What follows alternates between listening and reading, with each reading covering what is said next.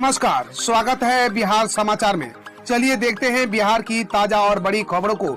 इससे पहले आप बिहार के किस जिले से न्यूज को देख रहे हैं, हमें कमेंट बॉक्स में जरूर बताइए। साथ ही डेली खबरों से अपडेट रहने के लिए चैनल को सब्सक्राइब कर बेल आइकन को दबाना बिल्कुल ना भूलें। दिल्ली में बोले सीएम नीतीश कुमार, जातीय जनगणना देश हित में, अपने निर्णय पर फिर से विचार करे केंद्र सरकार। जातीय जनगणना को लेकर बिहार में बयानबाजी का दौर जारी है। भाजपा नेताओं ने कहा कि जातीय जनगणना पर केंद्र का जो निर्णय है वह उसे मानते हैं और उसके साथ है। उनका यह भी आरोप है कि इसकी बात वोट की राजनीति करने वाले ही कर रहे हैं। वही अन्य दलों ने जातीय जनगणना कराने की मांग फिर दोहराई है। इस बीच रविवार को दिल्ली में सीएम नीतीश कुमार ने कहा कि जातीय जनगणना देश हित में है। केंद्र सरकार को अपने निर्णय पर एक बार फिर से पुनर्विचार करना चाहिए। नक्सलवाद को लेकर गृह मंत्री अमित शाह के साथ हुई 10 राज्यों के मुख्यमंत्रियों के साथ बैठक के बाद सीएम नीतीश पत्रकारों से संक्षिप्त बातचीत के दौरान ये बातें कही। बिहार बोर्ड कक्षा 11 एडमिशन की तीसरी चयन सूची आज होगी जारी। 1 अक्टूबर तक होंगे नामांकन। बिहार विद्यालय परीक्षा समिति में इंटरमीडिएट परीक्षा के लिए 2021-23 के लिए हो रहे दाखिले की तीसरी चयन सूची आज जारी हो जाएगी। बिहार बोर्ड के अनुसार तीसरी चयन सूची के आधार पर शिक्षण संस्थानों में नामांकन 27/9/2021 से 1 अक्टूबर 2021 तक कराया जाएगा। बोर्ड ने कहा कि शिक्षण संस्थानों के प्राचार्य अपने संस्थान में नामांकित विद्यार्थियों का विवरण दिनांक 2/10/2021 तक OFSS पोर्टल पर अपडेट करना सुनिश्चित करेंगे। बिहार पंचायत चुनाव में मुखिया सहित 12 उम्मीदवारों का रद्द हुआ नामांकन, जानिए इसकी वजह। बक्सर जिले के डुमर गांव में नामांकन की प्रक्रिया पूरा होने के बाद समीक्षा का काम 2 दिनों से चल रहा है। शनिवार को समीक्षा के बाद एक मुखिया समेत 12 नामांकन पत्रों को अस्वीकृत कर दिया गया है। समीक्षा के दौरान सुबह से देर शाम तक प्रखंड कार्यालय परिसर में अभ्यर्थियों और उनके समर्थकों की भीड़ लगी हुई रही। बिहार की जीतनराम मांझी को विश्व हिंदू परिषद की चेतावनी, कहा भगवान राम पर अनर्गल प्रलाप से बाज आए। भगवान राम श्री राम पर पूर्व मुख्यमंत्री जीतनराम मांझी की टिप्पणी पर विश्व हिंदू परिषद ने कड़ी प्रतिक्रिया व्यक्त की है। विहिप के केंद्रीय महामंत्री मिलिंद परांडे ने कहा कि मांझी ने राजनीतिक हित के लिए न सिर्फ राम भक्तों का बल्कि देश के संविधान, सर्वोच्च न्यायालय, हिंदू समाज और महर्षि वाल्मीकि का भी अपमान किया है। सिविल सर्जन ने छुए बिहार के स्वास्थ्य मंत्री मंगल पांडे के पैर, फोटो हुआ वायरल।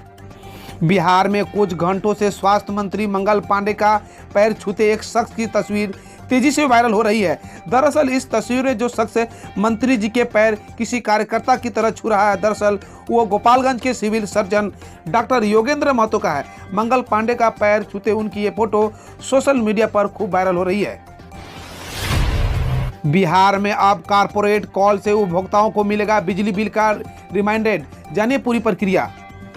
बिहार में कल से बकाया बिजली बिल के भुगतान का रिमाइंडर उपभोक्ताओं को अब नए अंदाज में मिलना शुरू हो गया है। उपभोक्ताओं को कारपोरेट अंदाज में रिमाइंडर देने के लिए बिजली कंपनी ने भारत संचार निगम लिमिटेड यानी BSNL से एक करार किया है। करार के तहत पोस्टपेड और प्रीपेड दोनों श्रेणी के बिजली उपभोक्ताओं के लिए फोन पर बैलेंस के बारे में उन्हें जानकारी दी जाएगी। बिहार के मोतिहारी में बड़ा हादसा, सिकरहाना नदी में नाव पलटने से 22 लोग डूबे, 1 शव हुआ बरामद। बिहार के पूर्वी चंपारण में रविवार की सुबह बड़ा हादसा हो गया।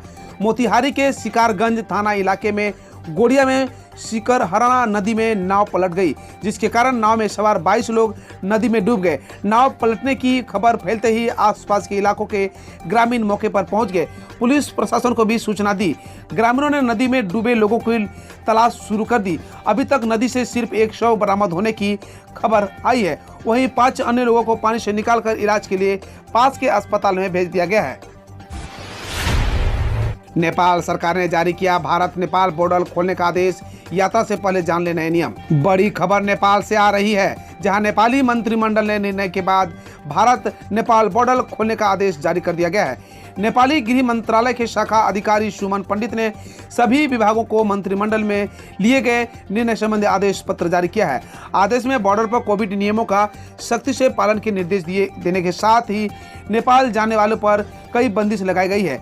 नेपाल के होटलों को भी सरकार के कई आदेशों का पालन करना होगा। कोविड-19 के तहत त्योहारों पर आना है बिहार तो लानी होगी 72 घंटे पूर्व की आरटीपीसीआर नेगेटिव जांच रिपोर्ट।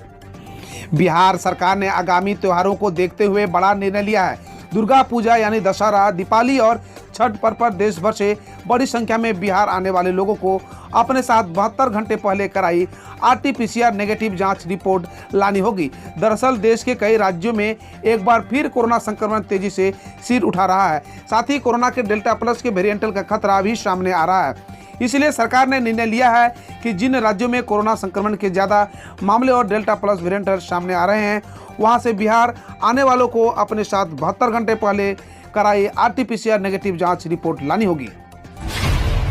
बिना इंश्योरेंस से चलाने वाले वाहन चालकों को अब भरना होगा डबल जुर्माना। बिहार में अब बिना इंश्योरेंस के चलने वाले वाहन चालकों को डबल जुर्माना देना होगा। बिहार ट्रैफिक पुलिस ने इसको लेकर लगातार शिकंजा कसने में जुट गई है। हेलमेट और सीट बेल्ट के साथ शनिवार को जिलों में वाहनों के परमिट वन बसों में निर्धारित दर से अधिक किराया वसूली को लेकर विशेष जांच अभियान चलाया गया है।